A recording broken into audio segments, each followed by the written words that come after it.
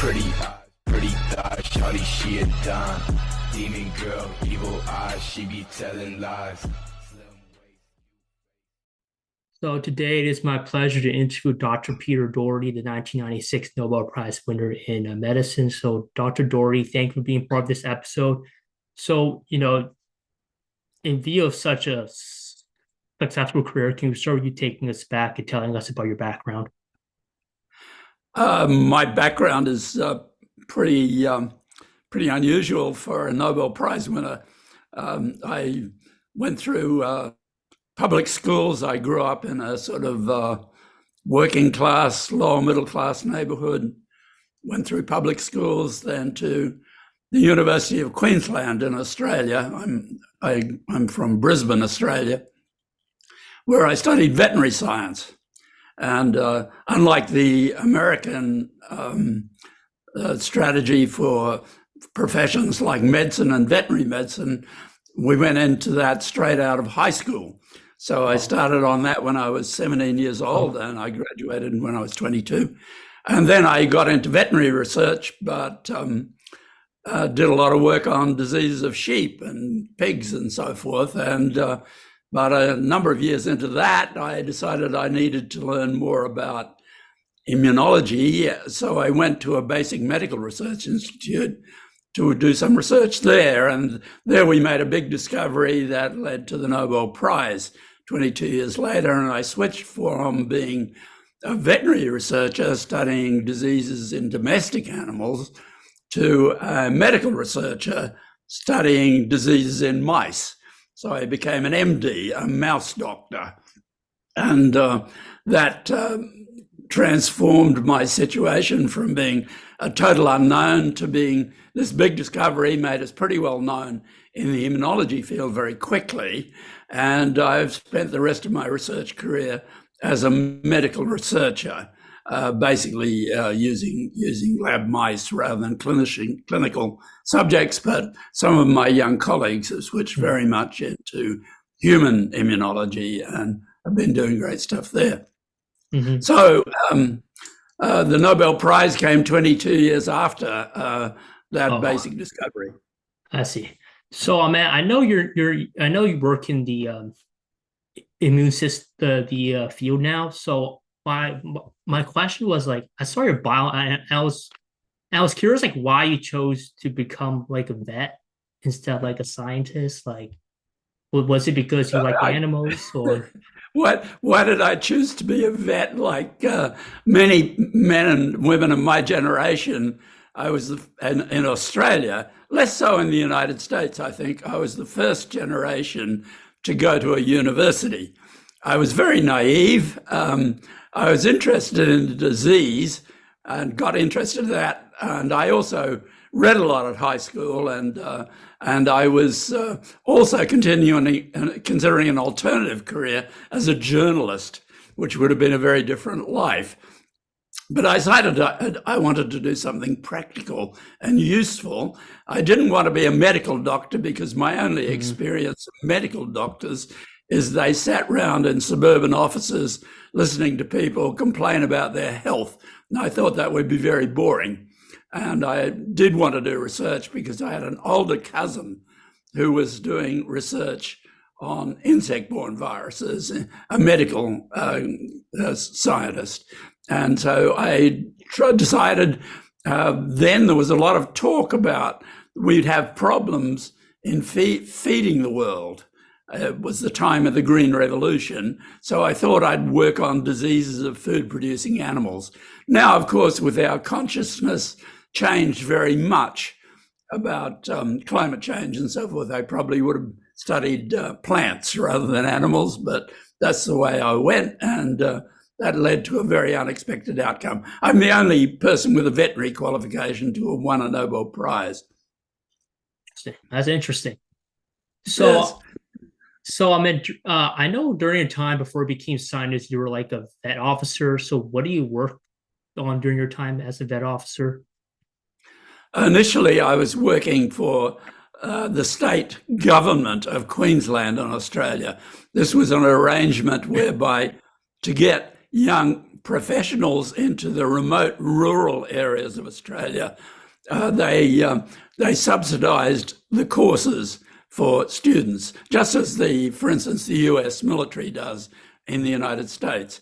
And they paid for my veterinary training and gave me a stipend. And then they could have sent me to anywhere in the rural Queensland. I went to a town called Toowoomba for a while, which is quite a big town, but then they got me back into the laboratory because they had some funding to do a research project, and the person who was supposed to do it left. So that set me on my research career. Initially, I studied a bacterial disease of cattle called leptospirosis and wrote a master's thesis on that. Then I applied for a job as I came to the end of that contract.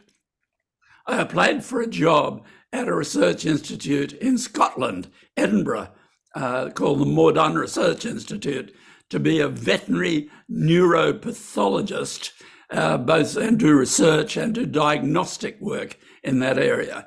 And much to my surprise, I got that job. I was the only applicant, and we set off to Britain, and I did my PhD while working actually for the British government and doing research on a virus encephalitis of sheep called Laupingill encephalitis. I see. So do you work with other animals? I mean, I know Americans. Do you work with like kangaroos, koalas, or? No. Wildlife research here, there is some work done on, I'm interested in infection and immunity. There is some work done on infectious disease in wildlife, partly to protect them, partly to make sure that if we're got any viruses coming into Australia, for instance, they won't infect our wildlife. But the people don't do normally experimental work with wildlife. It's all to do with trying to protect and preserve our unique Australian wildlife. No, I worked with lab animals, which is, of course, how a lot of medical research is done, and less so now. We do a lot more directly in people because the technology is so much better. The technological approaches we use in research have been totally transformed since I started, and the nature of science is totally transformed, as is the nature of communication and everything else. So let's start moving to your, I guess, the major focus. So what got you interested in, researching immune systems? The immune system is an enormously complex. You realize as vertebrates, and as of course we're higher vertebrates as human beings, we use two very complex systems to adjust our interaction with our external environment. The most obvious, of course, is the central nervous system, which is what we're using now, and we have consciousness, vision, and sensation, all those things that go through the central nervous system. But the other great complex system that deals with varied challenges to us is the immune system, the challenge of different infections, viruses, bacteria, parasites, and it is also extraordinarily complex. Now, I'd been studying neuropathology, and I'd been looking at immune responses and infections to do with the brain. So I'd been combining both areas. And it's always fascinated me, this comparison between the central nervous system and the immune system. Of course, with the nervous system, you have a central processing unit, the brain, which everything relates back to in one sense or other. But with the immune system, you don't have a central processing unit, and it's not interconnected and hardwired the way the nervous system is. We're hardwired by the nerves. The immune system is a fluid system. It works on cell expansion and multiplication, selection, and cells moving around the body and disseminating. So in some ways, it's much more difficult to analyze than the nervous system, because we never know how big it is, for instance, because we don't know what cells are out there in the tissues, in our body organs and so forth. And we do know how big the brain is. You can, post-mortem, you can take it out and weigh it. It's not very difficult. Yes. So, I think, we just passed COVID, the whole COVID wave came by during the 2020s and stuff. So can you give everyone like a simple explanation of how our body's immune cells protect against like COVID and also similar viruses? When we're challenged by a new infection. Now, with COVID, what we're talking about is a respiratory infection. It comes in via the respiratory tract, and it multiplies in cells, in epithelial cells, firstly in the upper respiratory tract, in the nose and nasopharynx, and then it gets down into the lung. Also, unlike other it causes a pneumonia, but unlike the other great pneumonia we worry about a lot, influenza, when it gets in the same way, multiplies in the lung, but it doesn't go out of the lung to disseminate around the body and the blood. COVID does. So COVID is both a respiratory infection and what we call a systemic infection. The virus gets into the blood, and because the blood is the superhighway of the body, it can go to any organ and potentially get into that organ. And also, COVID causes blood clotting, which is a particular problem with this disease, which we don't see in the same way we say influenza. Now, when the virus comes in, it gets into cells. All viruses are what we call obligate intracellular parasites. They have to get into our cells to multiply, and to some extent they take over our cellular machinery to reproduce themselves. So it starts to multiply. Some of the virus then drains into what we call the lymphoid system. If we take in the nose and throat, that would be the tonsils and the cervical lymph nodes, the glands in the neck.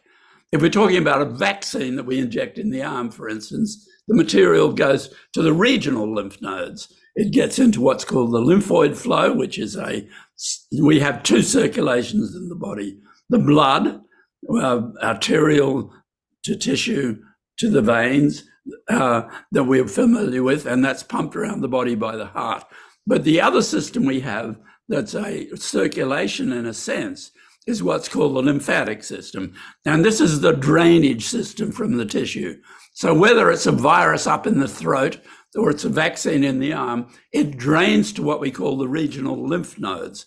And these are organized tissues where the virus or bits of the virus are brought into contact with the immune cells that are circulating around the body.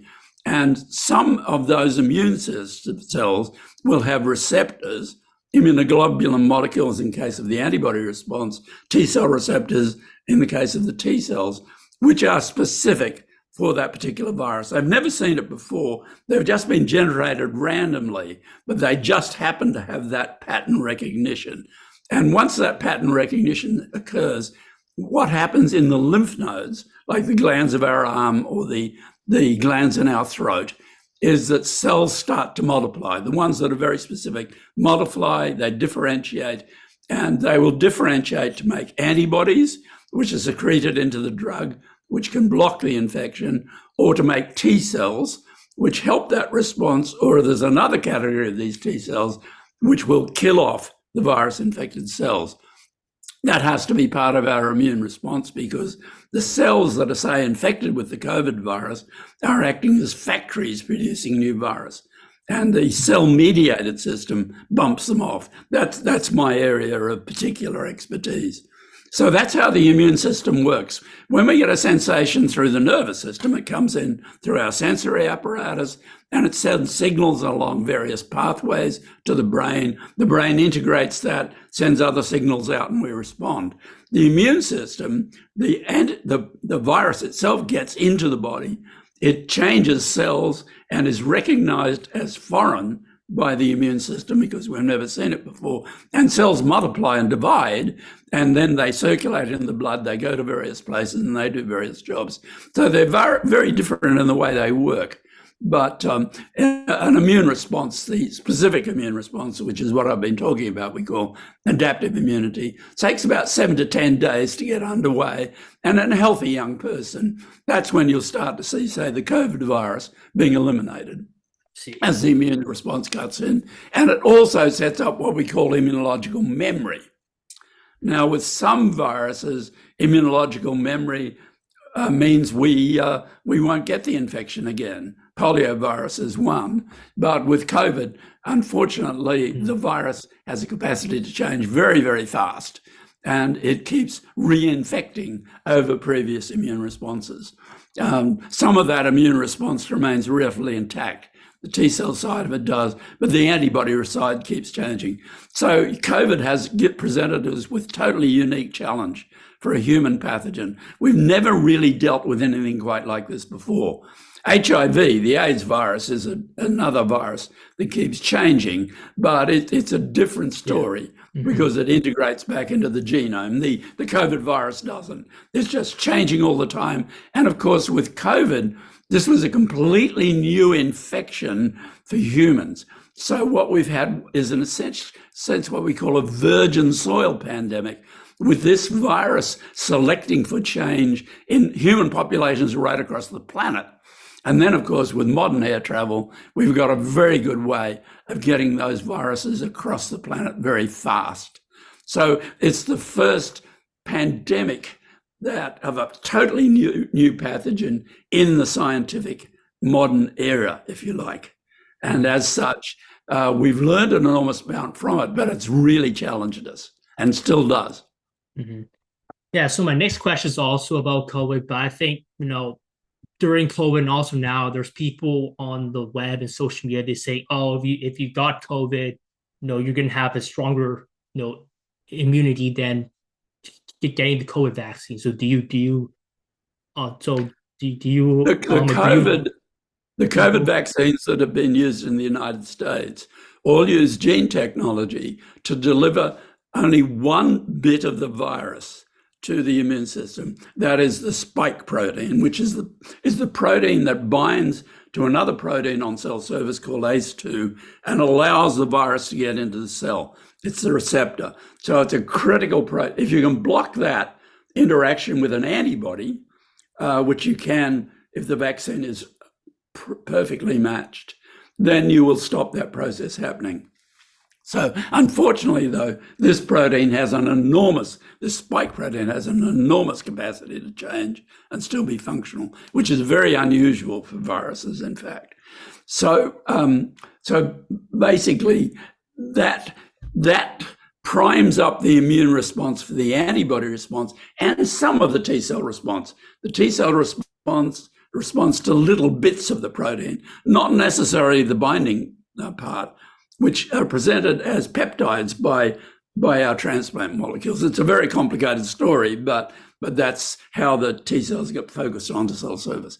So you primed up part of the immune system very specifically, but you haven't primed up a whole lot of other T cell responses, which can be to internal components of the virus that are never on the surface of the cell, but are actually presented, peptides of them are presented. So if we've had the infection, we've got primed up a lot of that T cell response. But the problem with the T cell response in preventing reinfection is it's not immediately available. It has to be re-stimulated from what we call immunological memory. So it'll take 3 or 4 days to really get going. So it won't stop us getting infected, but it can tend to make us get better quicker. So people are still advised, especially if they're vulnerable, and that means older, or got some clinical condition or something, people are still advised to get the latest vaccine. And the latest vaccine, what is called the monovalent at the moment, that's in the United States, is giving some protection against the new strains. Not perfect, but I believe it is giving some protection. But that's antibody protection. But you will also have that T cell protection. So it's very hard to know exactly, because so many people have had COVID now. Mm-hmm. It's very hard to know whether new strains are more or less virulent, for instance, because people are partially immune. And that probably is making the consequences less severe in some senses. Though in some studies done in the United States, it does seem that multiple reinfection increases your chance of getting that long COVID problem, which can be very difficult. I see. So my next question is also about your work. Is I know you have the MHC so why is the molecule of the MHC so important in our Well, immune systems? the MHC, or major histocompatibility complex, was originally started from the point of view of tissue graft rejection. People started to try to transplant tissues, and they found they were rejected. And studies in mice and in humans, but in mice particularly, where you can do genetic breeding studies, you can do brother systematings, and you can isolate various genes by classical genetics, not unlike the genetics that Mendel did with plants, peas, back in the 19th century. You can actually isolate bits, and the transplant system is very well defined, both in humans, but particularly in mice, where you have inbred lines of mice. Now, what we discovered and what got us a Nobel Prize is that what was called the strong transplantation antigens, the proteins on the cell surface that are unique to you but are different from mine. And there's a lot of these. They're what's called very polymorphic. They're very diverse. And so what we discovered was that these transplant molecules, these major histocompatibility complex proteins, in our case, what we call the class 1 molecules, the ones that are involved in graft rejection, their real job is to present little bits of foreign invaders to the immune system to stimulate the T cell response, make those cells divide and become the killers that then kill off modified cells. So the actual graft rejection reaction is similar to the rejection of virus-infected cells. Now, that wasn't understood. It wasn't even suspected, really. It was a chance discovery on our part, but it kind of revolutionized about half of our understanding of the adaptive immune system. And that's why we got a Nobel Prize for it. It was it actually overturned a lot of previous thinking. So is that complex also responsible for fighting the meningitis virus too? Because I just took the vaccine for it.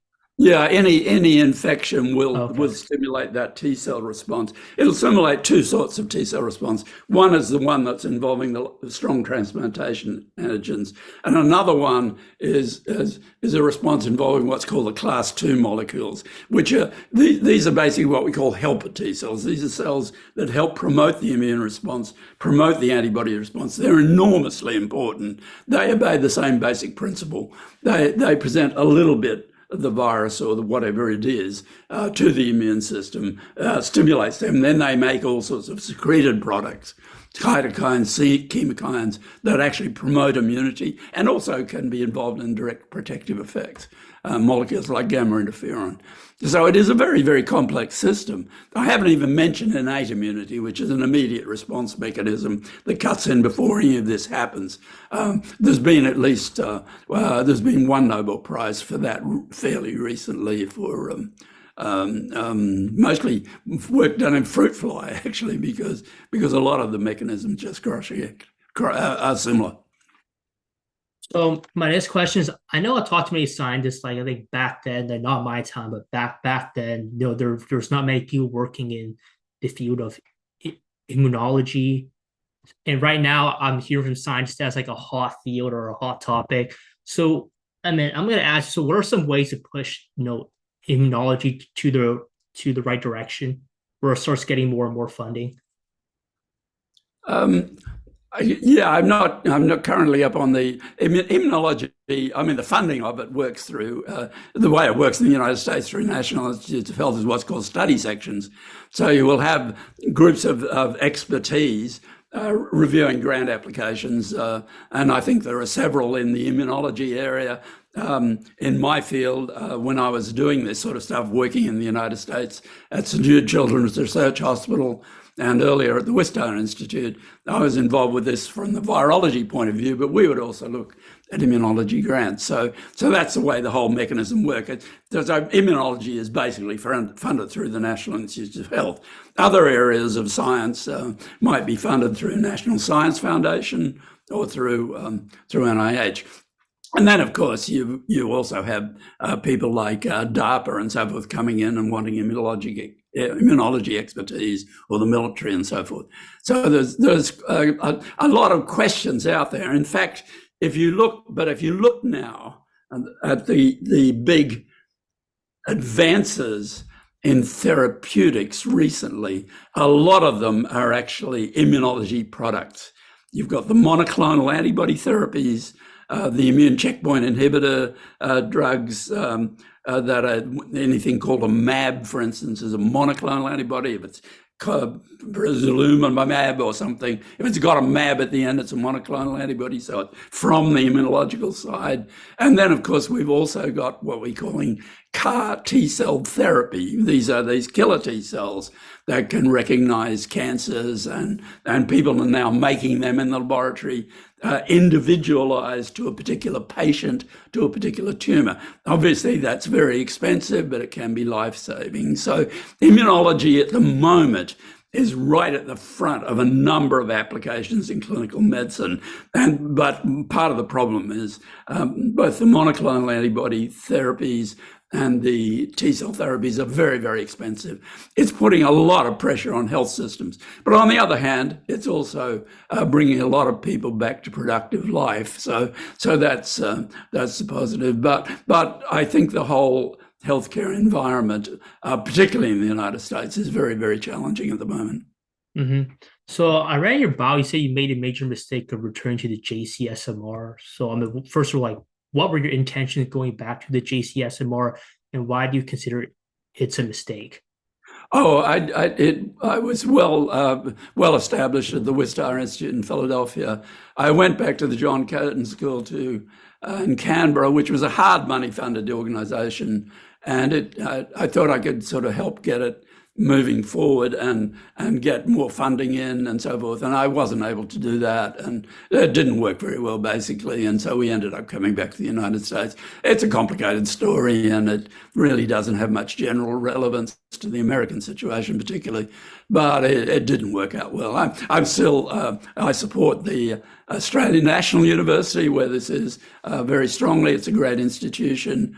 And we wanted, a group of us tried to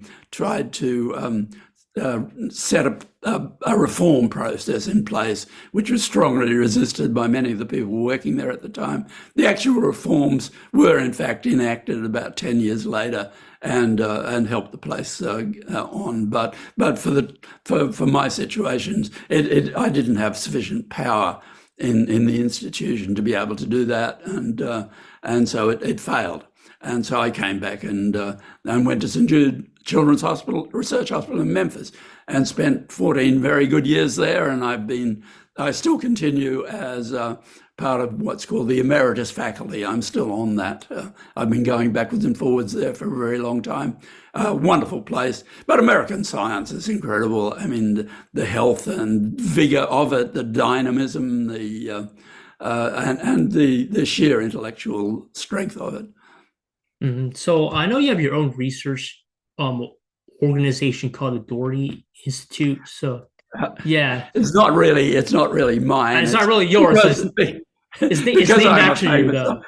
I'm one of these terrible old white guys, famous old white guys. But they named the institute after me. I have no control over it at all. In fact, I am now formally retired at age 83. I did step down completely last year. I'm still aiming to write books, but I'm not doing research anymore. I think the research funds need to go to younger people and bright young minds. Mm-hmm. And by young, I mean people up to about 65.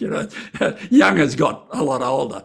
But I've been very keen throughout my career to promote the careers of young people, to help them build their own independent profile, and to emerge as strong and informed individuals, because we so much need scientific input across society. The understanding of science in the general community is appalling. I don't know what happens. Everyone studies biology at school, but many human beings seem to understand almost nothing about their own biology. Yeah, but I just want to ask, like, for people, can you tell everyone what the institute that's named after you? It's called the Doherty Institute because it's got my name on it. I'm the patron, which means and through the COVID years, the acute COVID years from 2020 to through 22, I spent all my time, in fact, 6 days a week doing public science communication, trying to speak to the broader public about COVID, trying to inform them. I did a blog. I wrote 120 blog pieces once a week, and I published a book on it in the first year called An Insider's Plague Year. So I'd been doing a lot of public science communication after the Nobel Prize. Following the Nobel Prize, though I was living in the United States at the time, I was made the Australian of the Year, which meant I came back to Australia for a number of visits and was talking to large public audiences, not the sort of audience scientists usually talk to, but giving talks in town halls and in big lecture theatres to the general public, which was a total re-education for me. Since then, I've been involved as part of my job in doing public science communication, not just around infectious disease. I also put a lot of time into finding out about climate science, working with climate science, talking with them, chairing committees. And I've been trying to get people aware of the issues around climate change, because it is the major challenge, apart from Donald Trump, which is a more acute challenge that we're actually facing. So really, I've been trying to get people to think in terms of evidence and to think in terms of what's real, not in terms of opinion or in terms of propaganda, but think of what is actually real, because the real world is, in the end analysis, what we confront. A lot of people say reality is the political situation and the economic situation and so forth. That's undoubtedly true. These are realities. But the ultimate reality is the reality of infectious disease, of climate change, of physics and chemistry and biology. That's the ultimate reality. And we have to confront that rationally and logically and act rationally. And as we all know, it is extremely difficult to get human beings to react rationally en masse. That's true, because humans react with a lot of times react with emotions. Well, they react with emotions. And of course, I think social media has really increased that tendency, apart from social media and the internet has been great for getting really good information out there. I mean, just going to Wikipedia or being able to go into my university library without actually going there and doing a photocopy is fantastic. So you can get information and material that would be extraordinarily difficult to access, including books that have long been out of print. I've written some semi-historical stuff. You can get these books because someone has digitized them all, even though it's almost impossible to find a copy. So without going to one of the national collections. So basically, that's been great. But what it has also done, of course, is connected people with crazy conspiracy theories, connected people who are basically nuts. And there are fair few of those, I think. And it also, though, social media has much more emphasized the emotional, personal interaction. I think a lot of the use of social media, people are staring at screens, but they're not actually doing anything. It's just gossip over the back fence. And so you don't listen to what the professional scientist is saying or the doctor's saying. You listen to, it's like getting all your information from the person next to you in the supermarket queue, which is equally valuable. So I think, and it's also encouraged, I believe, an incredible spectrum of narcissistic behavior. So I don't think of this as just the Anthropocene or all the rest of it. I think of it to some extent as the Narcissistocene or something of that sort, because people are very inward looking and looking at themselves. The selfie, for instance, is everywhere. Mm-hmm. So I know you wrote a book called Knowledge Wars. So I'm going to ask you, is there any advice you give to, scientists or the general public on how to analyze research and take action based on? I tried to do the Knowledge Wars. I tried to do that. I don't know how available it is in the United States. It was available as an ebook through Amazon and the Knowledge Wars. It is available, I think, through my Australian publishers, Melbourne University Publishing, which is you can get an e-version of it. It's basically it's trying to tell people very broadly how science works, how modern science came about, and it also goes through on how to look at a scientific paper and what it means, and how to, if you're trying to, with open access science, anyone can access many of the science publications. But I think it's very difficult for people who are not familiar with that writing style and with the values to actually understand why it's written the way it is and what it's about. And so there are very good lay science type formats like Scientific American and so forth. It's really great. National Geographic does a lot of good stuff, and many other things. And a lot of television programs that are terrific. But really, if you're actually trying to look at the science and understand what it means, because people who are malevolent will often misquote, deliberately misquote, and deliberately misinterpret scientific papers. And so I was trying to explain how that worked. But this book was written in 2015. So I had chapters on it on deliberate ignorance and invented narrative. But this is pre-Trump, and then we get Trump and fake news, and so it's kind of dated in that sense. But I think it a bit predicts the power and the malevolence of that type of approach. Yeah. So my next question is, I think in your book, one of your topics is about climate change specifically. And I know like we're seeing this like rising sea levels, right? But I think at the same time, the public and the rest of people, we're seeing that rich people are buying houses near the ocean or the water body. So we're all wondering like, what's going on? Like, I think the whole field actually, and I have no primary expertise in climate change, except that climate change divides into two things, really. There's the climate science of cause. The climate science of cause pretty much rests with physical scientists. It rests with oceanographers, meteorologists, ice and glacier scientists, and people who study ocean currents, people who study wind currents, and so forth.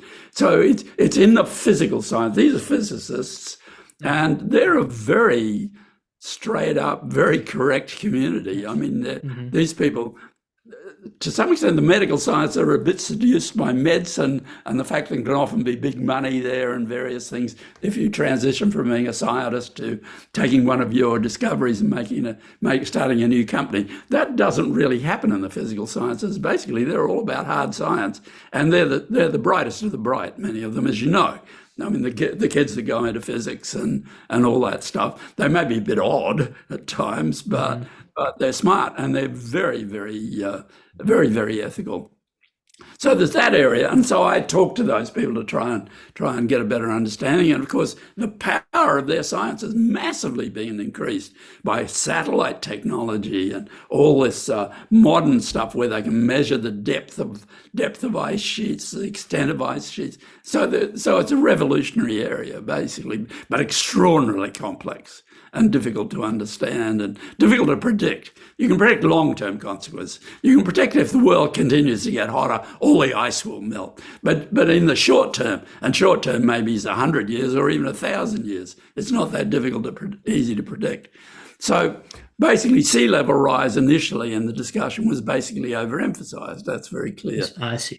But we also face the possibility of major tipping points where suddenly it will start to rise rapidly, because if the Antarctic, for instance, continues to warm and the underlying water warms, then you may get these major tipping points where suddenly you get a sharp shock. And we're all wondering whether the loss of Antarctic sea ice last year is going to continue as a further trend, or there'll be some reversal, or what we'll see. And that will be very interesting through this year. But the other side of climate science is the effect of it. And that's all about biology. I mean, none of us are really interested in the effect of climate change on rocks. The rocks will be fine. It's people and complex organisms. And so, in a sense, the biologists. And so when you've got the IPCC, this thing that reports on climate every year, what you have is the physicists, the marine biologists, the botanists, the ecologists, all of them writing to try and make a synthesis. We've never done anything like this before in the history of the planet. I mean, it's a totally unique enterprise. They work only from published material, so they're always a bit out of date, peer-reviewed published material. But basically, it's a unique enterprise. And of course, the bad players in this have done their best to discredit that. And of course, among the bad players, unfortunately, we have some of the major energy companies. Mm-hmm. So, yeah, I have another question also about climate change. I think recently there's a Just Stop Oil protest in England or something. And I think on social media, I've seen videos of, I think, protesters gluing their hands on the road or blocking cars on the road. So I'm just asking, so because those protesters, they're saying like they're actually trying to promote the dangers of climate change, right? So do you think they're trying to help climate change, or are they also trying to disrupt people's lives? I've never been involved in that sort of activism, and I think, unfortunately, it can often be counterproductive if you inconvenience people. But there is such a lot of disinformation out there, and people are trying to shock. So I understand it. I think it can have a good effect if it's very targeted to a particular situation. But I think that sort of inconveniencing people, if you like, has to be very done with a lot of forethought. I think younger people, particularly in this country, are very conscious of the fact that the worst effects of climate change are going to come down on them, and they're much more engaged. It's my generation that's kind of stuck in the past often and is not doing very well with it. But it's an enormously difficult problem. None of us should underestimate it. It's tremendously difficult for the world with 8 billion people. You know, the population of the planet in 1900 was 1.6 billion. So over 120 years, the population of the planet has increased by a factor of 5. I mean, this is an extraordinary stressor. And it's not just that. It's not the large numbers. Large numbers are often in developing countries. They're not the people who've been driving climate change. But as people become more prosperous, they do. So basically, we need to be thinking differently. We need to be thinking of sustainable solutions. We need to be thinking in terms of circular economies. We need to be thinking of consumption that's consuming things that can be processed through a circular economy, or are consuming things like what you're doing when you're watching a screen. If we get the energy equation right, from the point of view of generating energy, because it uses a lot of energy, but if we can get that right, then this is a relatively non-toxic form of consumption, if you take it. I mean, it's not producing enormous amounts of gadgets and bits of plastic and all the rest of it. And if that can all be recycled, then we can look forward. So I think what we need is a kind of optimism that says, yeah, we really have to change, and we have to seek the opportunities for change and change the way people think. But people do not like to be asked to change. And some are very resistant to changing any sort of interpretation they have of the world. And that is an extreme difficulty. It's hard for people like me to understand it, because we're constantly changing. And if you're a research scientist, you're abandoning ideas, taking up new ideas, all the rest of it. That's the life. But that's not the life of most people live. They want to live in what they think is a kind of stable situation. We are not living in a stable situation. Realities are changing, and we have to change. But that's very discomforting. And especially if there's a major political movement that says, "Oh, you don't have to change; everything's fine. This is all just scaremongering." Then it's very hard to get people to react. But this is, I think, the biggest challenge that humanity has faced. And of course, a lot of the problem, we faced stress situations before, but maybe if you talk about 10,000 years ago, maybe there were 20 million people on the planet. Now there are 8 billion. So it's a very different situation, and they're living in vulnerable areas. With respect to sea level rise, it hasn't really kicked up all that much yet. It's happening. It's slow, progressive, and we're seeing effects. Seeing effects on Pacific Islands in countries like Bangladesh, and the severity of some of the big weather events off the east coast of the United States, where you get a combination of big winds and high tides and all the rest of it. But the real consequences we're seeing as far as water is concerned now is riverine flooding. And that we're seeing now we're seeing bigger and bigger floods, because the prediction has been for a long time from the climate science, we'll get maybe less rainfall, but it will be in very intense events.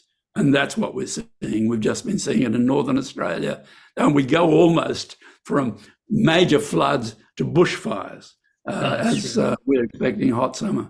Yeah, it's really constant and dramatic. And it's not that necessarily the weather event is bigger than any before, though it turns out that many of them now are. It's that they're more regular and more constant, more frequent. Yeah, so I think one thing I see with the young people is that, like, yes, we want to support climate change, but at the same time, we're also seeing some other stuff. I think there's some people like, oh, the world's going to end in like 32 years or something, and I think someone said in '89 it didn't really happen. Yeah, so my question is... people have been predicting the end of the world forever. The world's not going to end unless we're hit by an asteroid or something, or the sun dies, but the world will end. The world will be fine. Whether it'll be there, whether we're there is another matter.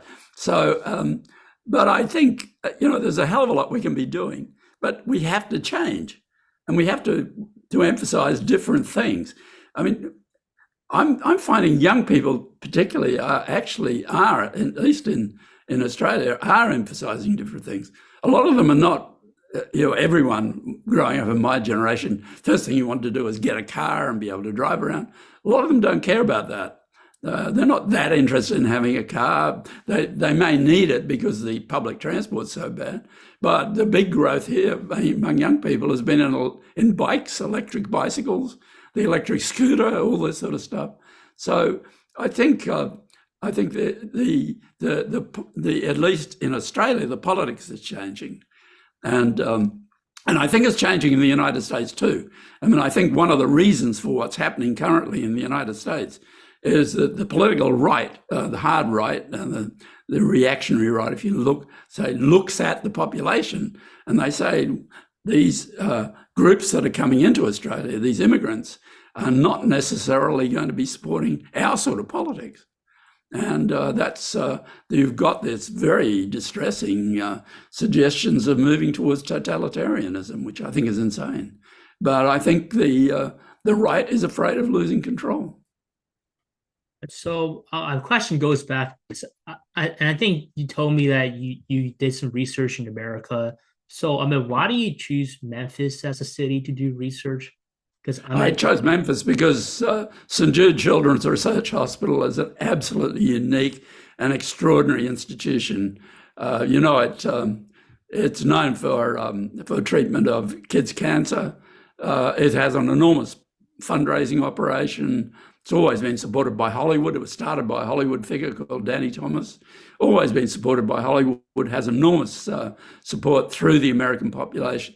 And it's actually a wonderful place to do science because the significant amount of the resources that come in, most of it goes to patient care and looking after kids and treating them completely free. It's a wonderful institution. To work in a medical institution that takes no account of what it will cost to treat a patient is extraordinary. And they do that because of the generosity of the American people. And it's a story that can only happen in the United States. And if anyone ever sort of badmouths the USA to me, I tell them this story of St. Jude. So it's a wonderful place to do science. And there are a lot of really top scientists have been working there, and increasingly so. because if you're the type of science who just wants to do the science, who doesn't want to play university politics or all that, any of that sort of stuff, this is a fantastic place to do science. Great place for a young scientist to train, and a great place to do science. But it's, you know, it's unlikely to be it's unlikely that it's in the American South, but it is still a great place to do science. So, I mean, I know you lived in Australia and the US. So what are some major differences between living in the Australia and the US, like for you personally? In many ways, it's very similar. If you live in Australia's, most Australians are city dwellers, big cities. We have many, many fewer large inland cities because, you know, most of Australia is desert. Mm-hmm. So whereas in America, you have big inland cities, we don't. And so mostly people are around the coast. I think Canberra, the national capital, which is about, I think, less than 100 miles from the coast, is our biggest inland city. And a lot of the country is very, very desolate. I mean, you fly over it, you see red earth. You fly over the United States at night, fly over Australia at night, you see very little. Once you leave the coastal fringe, you may see a few lights occasionally, a mine, a cattle station, something like that, but you see very little. Fly over the United States at night, and you'll see towns below you, right across, and villages right across the country till you hit the Rockies, really. And so it's a vastly different political landscape. Mm-hmm. So most Australians are urban dwellers, actually, in big cities. There's only 25 million of us. Australia is a country the size of the contiguous states, you know, the continental United States, excluding Alaska. So it's the same size. It has 25 or 26 million. You've got, what, 335 or 340 million. So a totally different type of society, and with many, many fewer people in rural constituencies. And you can see the way politics goes in the United States. If you look at the big cities and you look at the coasts, they're all more liberal, more open, and more likely to accept change, whereas the rural communities are very different. And you see that play out in the politics, particularly the politics of the Electoral College. So Australia is very different from the United States in the sense it's a parliamentary system based on the British system. It was federated in 1901, a federation of 6 colonies, of British colonies, essentially. First colony was set up in 1788, so it's quite a young country in that sense. But then we share the continent with the oldest continuing culture on Earth, the Indigenous Australian Aboriginal population that have been there for 60, 80,000 years, who knows, even longer. We're not quite sure. It constantly gets pushed back. So the politics are different in that it's a parliamentary politics. We don't have a president. A prime minister can be replaced overnight. All a party has to decide is to say, oh, we don't want this guy as our political leader in the parliament. He's a prime minister. He's not a president or a king. And they just change it. They just have a vote and you've got a new prime minister. So you can do that anytime you want. And the selection of the prime minister is down to the parliamentary party or the political party, not down to, with the presidential candidate, you're involving the whole of the membership of that party. So an individual, there is no way that, say, an individual like Donald Trump, who was not wanted actually by the hierarchy in the Republican Party, would ever emerge as leader. So it's different politically. We did borrow the model for the U.S. Senate. We use a somewhat similar model there. And it's a review house. But then the social dynamic is also different. The history is different.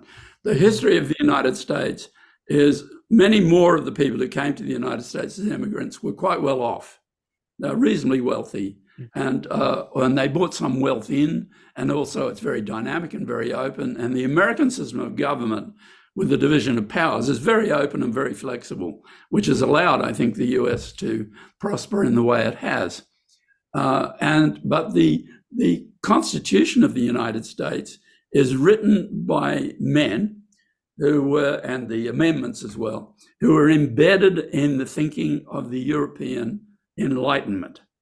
It emphasizes freedom and liberty above all, and it's that Enlightenment thinking that pervades the US Constitution, which is why some of what's happening at the United States at the moment is so at odds with, I think, the intent of the US Constitution. There was also, because there was a rebellion and it was set up as a consequence of throwing the imperial power out, the British power out, there is an absolute determination to avoid a totalitarian system, to avoid having a king.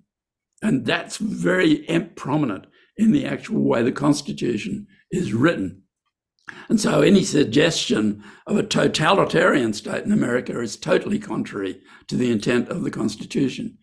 Australian Constitution is rather a bland document that's not inspirational in the sense the US Constitution and Bill of Rights are, and the Declaration of Independence. Then the other thing, though, that the primary dynamic in Australia at the time that we formed our federal government was that the value of the worker. And we had the first Labor governments in the world, Fabian socialism, not communism. We've never had a communist government. We've had Fabian socialism, which is kind of that socialist push through political change. And that has the oldest political party in the country is the Australian Labor Party. The difference from the United States is people in Australia expect a lot from government. So we have a government, a national healthcare system, which is funded through the tax system, essentially, which works pretty well. It's one of the best on earth, I think. And there's a much more expectation. There's not this rhetoric that government is really what damages you. It's a rhetoric that, government and industry and so forth work together. That's come under a bit of stress as we've been exposed to some of the craziness of American thinking on this issue. Mm-hmm. So, I'm going to ask the same question I asked for the previous winners. So, how do you find out you won the Nobel Prize? Like, I assume was by phone, or was it? Yeah. We were living in Memphis at the time. We got a call at 4 a.m, and they said, "You've been." My wife picked up the phone, and the guy said, "This is Niels Ringertz from the Nobel Foundation," and my wife said, "This is for you." So we thought we sort of knew we could be in the frame, but I didn't think we'd win it. Australians are not very optimistic in these sort of things. We won the Lasker Award the year before. The Lasker is the big American biomedical research prize, very prestigious, but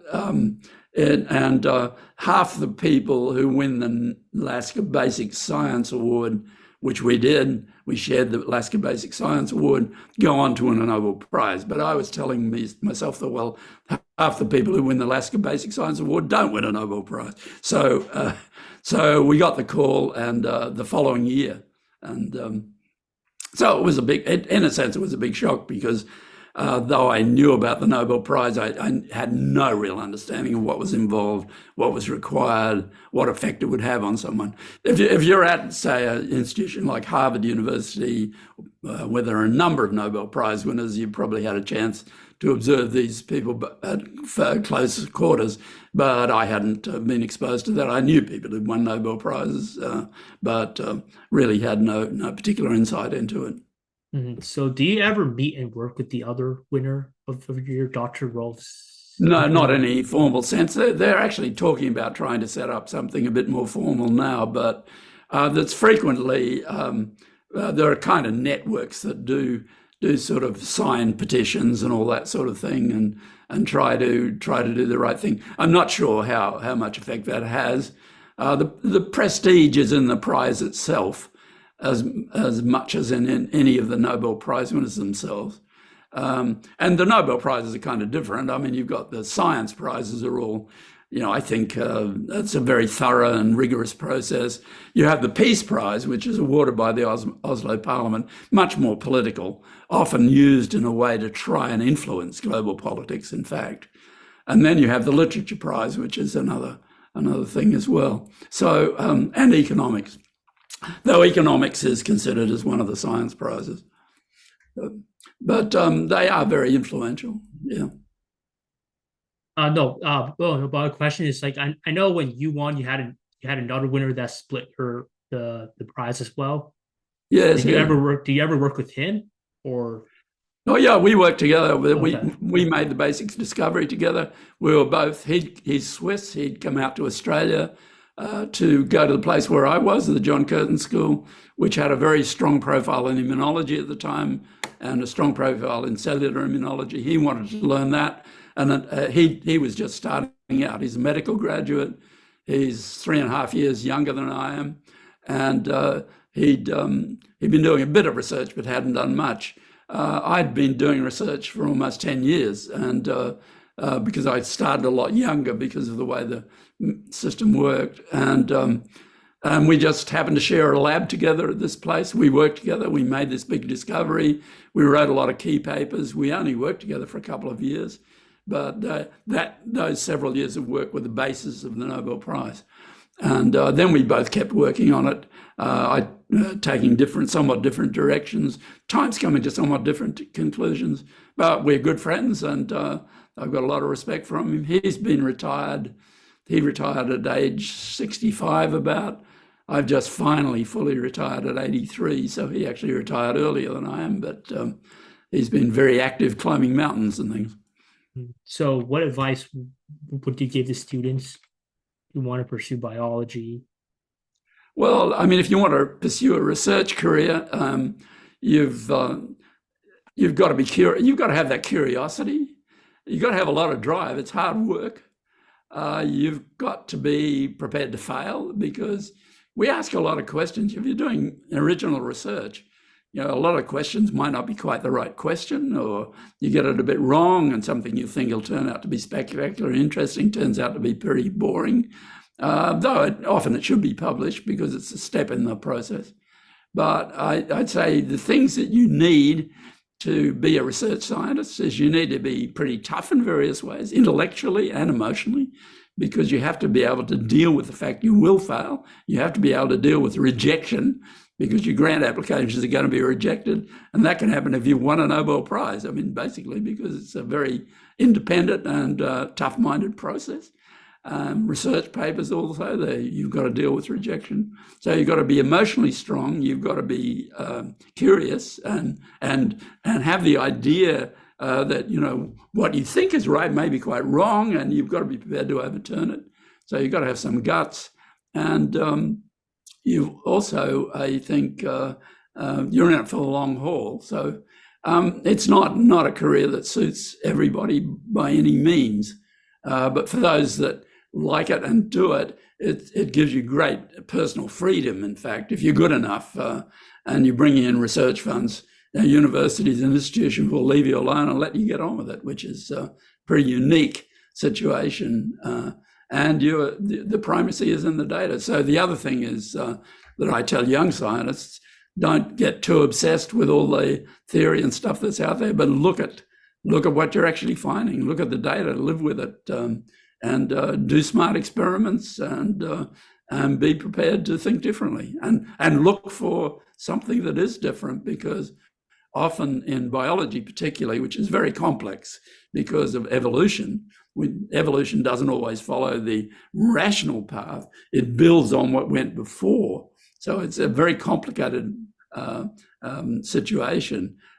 Be prepared. So for the scientist, the young scientist, be prepared to be instructed by nature. I mean, and that is in the data that you generate when you do experiments. So be on the lookout for things that don't really fit, because that can be the very interesting observation. Yeah. So thank you, Dr. Doherty, for being part of this episode and giving me the opportunity to talk to you so people can get to know more about your insights into immune systems.